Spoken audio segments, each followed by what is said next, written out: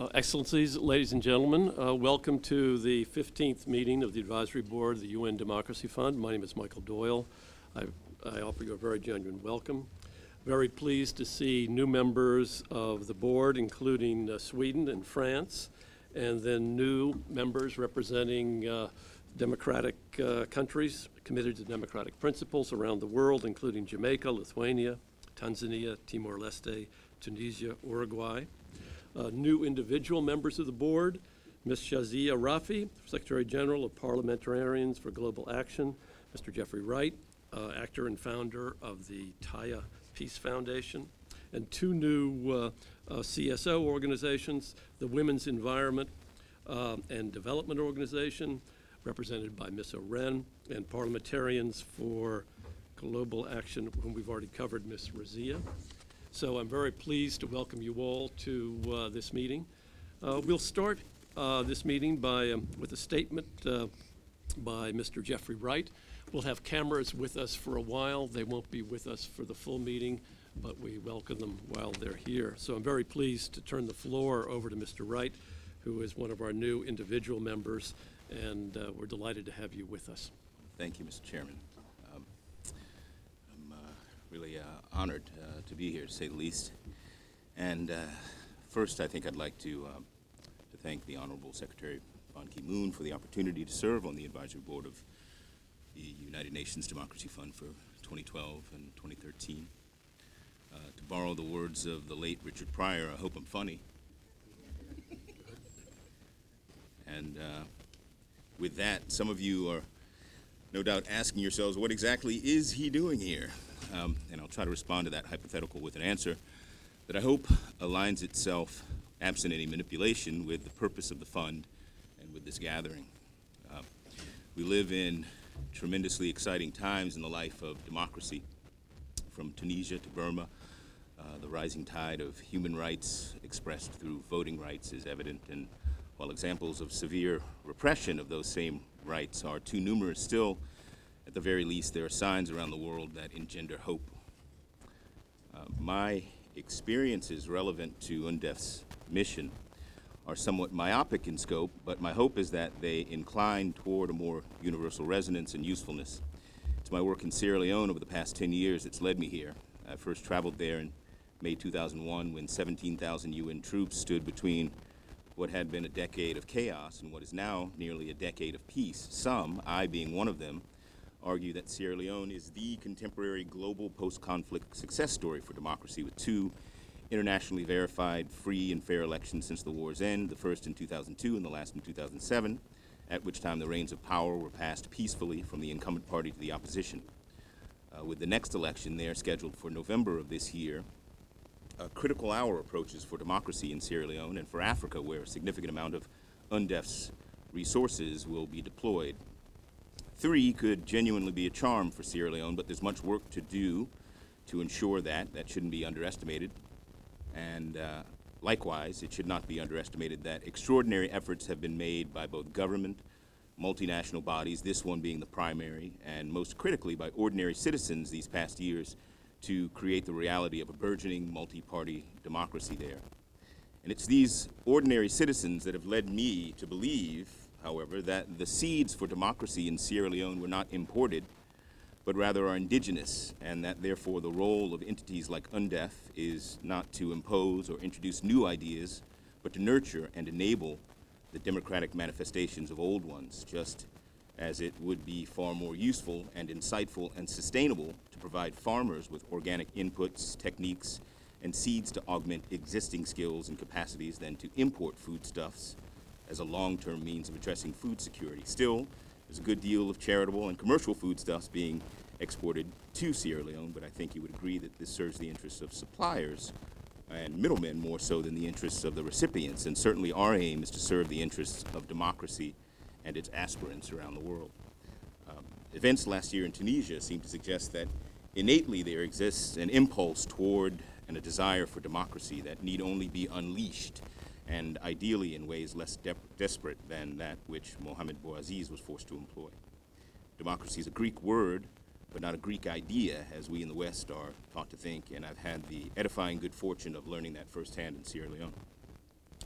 in May 2003 on the second of what is now dozens of trips there. I first ventured into the interior to meet a community in the central southern part of the country and to hear of their collective frustrations with mining and mineral exploration activities in their area.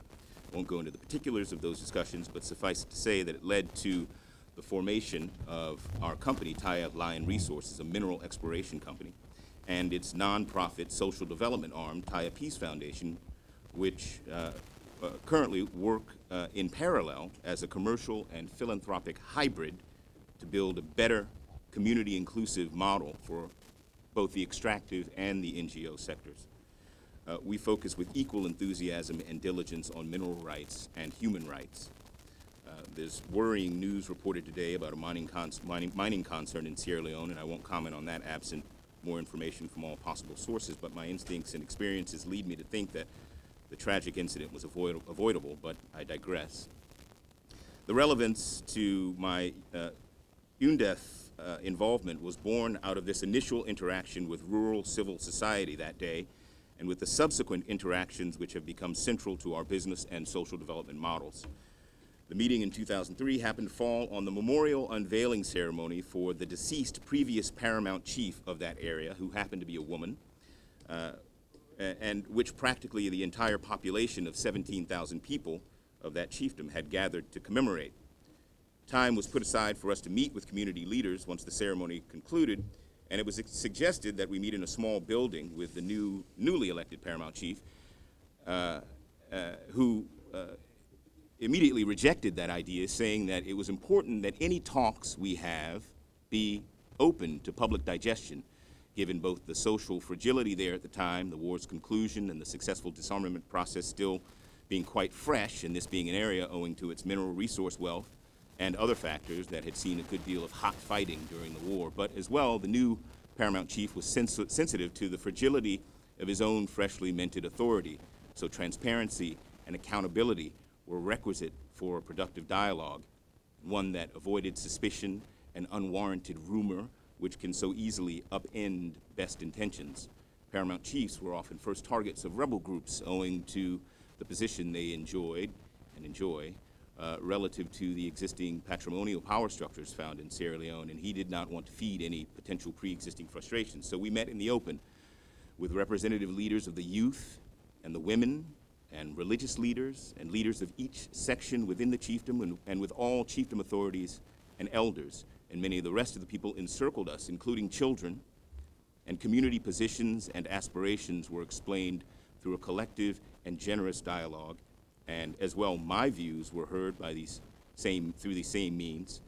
It was a genuinely enlightening experience for me on multiple levels and in the purest sense, and I was left somewhat in awe at the rigor and discipline of the traditional civic infrastructure, and marveled that in the ideal, this was a type of true democracy at work, ancient and serving the community, which is so evidently born out of the wide circle of extended family, serving the community in a genuinely efficient and effective way. I'd not been taught about this in my studies at Amherst.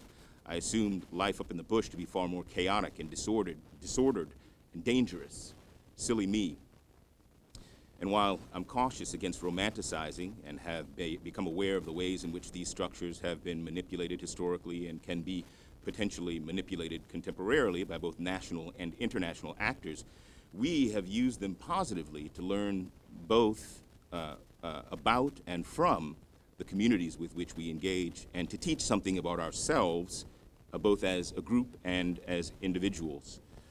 Further, I view this ground-level civil society infrastructure as the backbone of Sierra Leone's democracy, and I argue that it's partially responsible for an average voter age turnout in Sierra Leone's last two elections, according to the Institute for Democracy International and Electoral Assistance, of around 73%.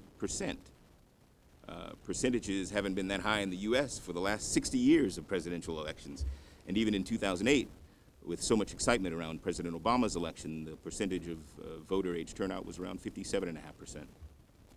Numbers would be higher in the states this year if citizens of Sierra Leone were allowed to vote in U.S. presidential elections, I think, as T-shirts and kiosk signs abound with the name and image of the current President of the United States. which I think in some ways demonstrates, yes, the popularity there of President Obama, but also the popularity of the idea and implementation of democracy. And while I'm convinced, too, that the governmental transition ushered in by the 2008 presidential election here in the United States inspired a deeper faith in and desire for working democracy in many parts of the world, I've been made conscious of democratic traditions, mechanisms, and institutions operating in the Sierra Leone countryside that predate the constructs of the founding fathers of America and Western Europe, and it gives me tremendous comfort. And so finally, I must say that I'm concerned when I read assessments recently by a certain recently celebrated writer on Africa that a new breed of, quote, thugs and, quote, criminals are responsible for current unrest on the continent. While I don't dismiss the heinousness of the acts of violence being committed in too many jurisdictions in Africa, I imagine Trayvon Martin was similarly characterized during the final moments of his life, and the characterization strikes me as too convenient and superficial and teaches us little.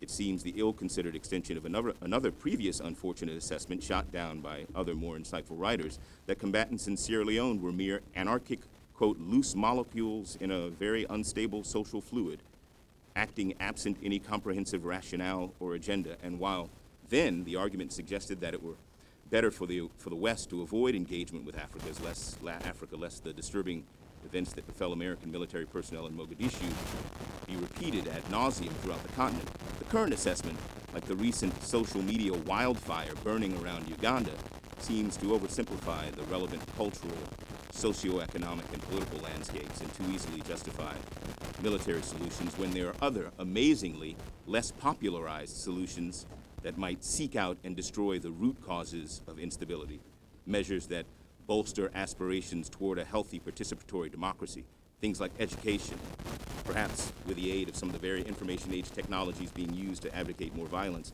and empowerment of youth and women, and healthcare improvements.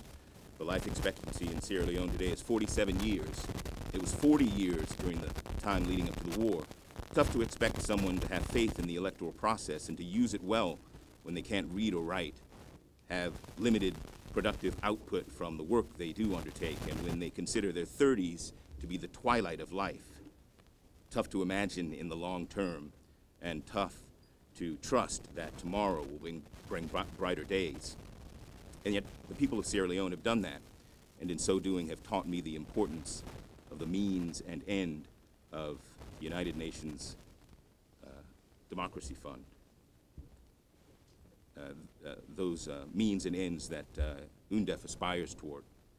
So once again, my thanks to everyone who's afforded me this opportunity to contribute, and I hope to do so positively to the endeavors of this body. Thank you. Thank you very much, Mr. White. We very much appreciate those remarks. It's a wonderful report. The experience that you discussed in this democracy, and talking to us about the deep indigenous and various